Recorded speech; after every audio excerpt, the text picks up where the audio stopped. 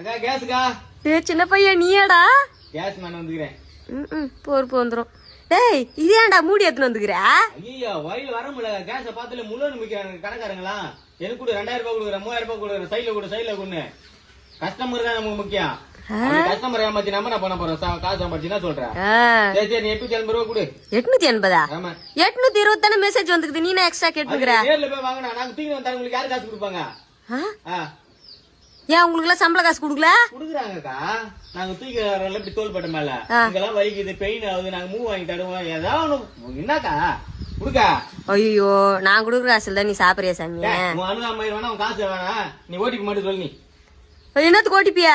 என் செல்லுக்கிற காசுல எடுக்கலான்னு பாக்குறியா? ஆமா உன் காக்கா பி காசுக்கு தான் நாங்க ஆசைப்படுறாங்க. மனசு வந்து ஒரு 50 ரூபாய் தர மாட்டோம். உன் அக்கௌண்ட்ல அப்படியே கொட்டி கிடக்குதா? தூக்கி நோட்டு கேட்க. ஏப்பா எத்தனை வந்துட்டா உள்ள சிலிண்டர் கூட புக் பண்ணி குத்துருப்பா.